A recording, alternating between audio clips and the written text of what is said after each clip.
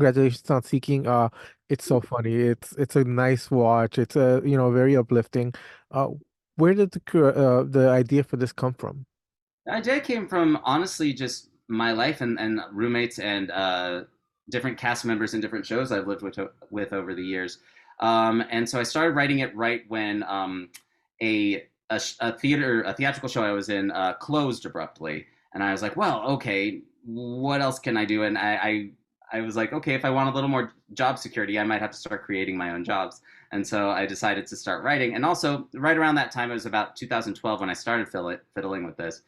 um, Reality TV was coming into the fore, and I would watch it and be like, I can write something better than this. I know I can. And so, like, instead of complaining about like needing better TV, I decided to try to put my money where my mouth was, and like, okay, well, let's see if I actually can do this. And so, I just started filming, and 12 years later, we we ended up shooting the first season of the digital series.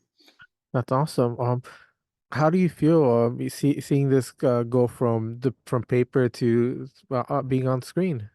It was so surreal, like when we were shooting it in New York, just kind of like at the first time you see kind of your words being said by someone else, and it all like the world you pictured in your head kind of coming to life. It's just so like, oh my gosh, I can't believe this is happening. So it was really really rewarding. I felt very grateful that like my friends were um, Demaria Scopes, Darius, Rose, and Lauren Renahan, all coming together to kind of help me see my vision out. It was great to see. It's great that it's gotten some attention, and I'm like beyond thrilled that it's in Dances with Films. This is such a fun project. How fun was it to shoot? It was fun, but it was very fast because Demarius, especially, he was in a Broadway show at the time, so he couldn't really shoot nights except for on a Sunday or a Monday night. So during the day, we were shooting like as many pages as we could. And I didn't know this, but they say like a page an hour is normal on most TV sets. We somehow managed to do like 20 to 30 pages in like 6 or 7 hours one day. And my even my sound guy was like, we're moving extremely fast. This is weird. And so it was down and dirty. We got most of our principal photography done in 6 days. So I don't know exactly how we did that, but everyone was just really on board when we got our shots and we moved on to the next. It also helped that it was very self-contained, most especially the first 4 episodes, mostly in that apartment there.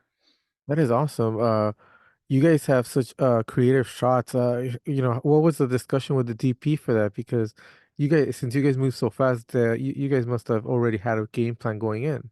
We did, and we had previously shot the first episode, the pilot of this, back in 2016 with some different actors, and I was playing a different part at the time. And we used the same director, same DP, so they were familiar with the project. And also, my director is very like bare bones. He's like, we get the shot we need, we get a little bit additional coverage if we have time, and then we move on. And since we were all kind of going to into that, knowing that, we were very just kind of I want to say efficient in setting up shots, making sure we had what we needed. I was kind of wearing 8 hats. I was script supervising. I was like, set decorating. I was like, oh, that window needs to be covered. Let me get a trash bag over there. So we all just kind of worked as quickly as we could, and I think it came out pretty good. Definitely did. I know I was laughing for a lot of it. For you, since you wrote it and you're starring in it, how difficult is it to give it, to somebody else to direct? I think it's you have to kind of trust the person. And I'd worked with Jason before. Jason's a friend of mine, and I think it's also important when you're so closely related to something as I am with this, having worked on it for a number of years, written it, being an actor in it. It helps to have other eyes on it too, because they can see things you can't. Like when you're in this kind of like, oh, this is what I envisioned for everything. They're like, well, if we did this, it might actually bring in a little bit more, of this story or this environment. And so I'm like, oh, okay. So that's why we also like I edit as well. And Jason, my director, I pitched him. I was like, what if I edited it? And he's like, no, we need a third set of eyes on it. We need another person to see things that we can't see. And so I do think while you have to trust the person, it is very helpful to get more eyes, more creative eyes that you trust on a project just to make it better. Definitely. And how difficult was it to get the funding and, get this produced? Um, it was difficult in a way. Just I completely crowdfunded. A friend of mine, Kevin Spurtis, he recommended Fractured Atlas to go through. That way, everyone who donated to me actually gets a tax credit for it, which was great.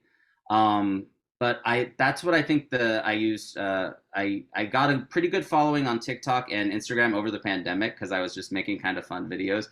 And using that, and because people, when they follow you on social media, they kind of have a vested interest in you, and they want to see you succeed. And so I was able to reach out to those people, and everyone was very generous with supporting me for this, and we were able to raise more than I thought we needed, but it ended up being exactly what we needed, because I kind of underestimated my budget there. I was like, now I know that that's how much money that takes. Okay, good.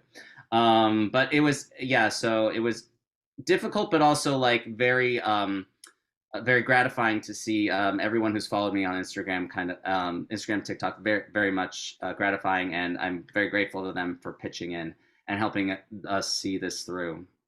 Definitely. And, since it did come from crowdfunding, how thrilled are you to see this, on the screen at the world famous TLC, TCL Chinese Theater? I when I got the email, I think I said this in another interview. I was on a graveyard tour in New Orleans because I was on tour. I was like, oh, I got the email, and I was like trying not to be like too loud in a graveyard, but I was just like very thrilled that we were selected, and I think it also like it's great to send that email out to all my donors as well, being like, you guys, you helped get me here. I would not like have been able to shoot this. I would not have been able to pay my actors. I would not have been able to like do any of this unless they supported me. So it was great to write that email and thank everybody. Definitely. And you're among, such incredible high quality projects. What does it mean to you as a filmmaker to be part of Dances with Films? I'm beyond thrilled. I hope I my project can be as good as the festival. I just think it's such a great platform to have that I you know I'm pinching myself every day that I get to kind of go and attend and see um, my work on the big screen at such like an iconic place. So it's just a lot of gratitude at the moment. Awesome. Well, congratulations on this project. It is extremely well done, very high quality, very funny. I was very entertained watching it. I can't wait to continue watching the series. And that's the big thing. It's like I want to give people a laugh. The when I was making videos in the pandemic, and what ended up being my first series, I kept making them just because people were like needing something to laugh at, and needing something to kind of lift their spirits. And so I really think that's important in this world, to kind of give levity to situations and give people a relaxing place to just kind of have a release of laughter. And so I'm really glad that this can be shared in that way. Awesome. Thank you very much for your time, and I will see you out there at Dances with Films. Thanks, thanks, thanks, Jesus.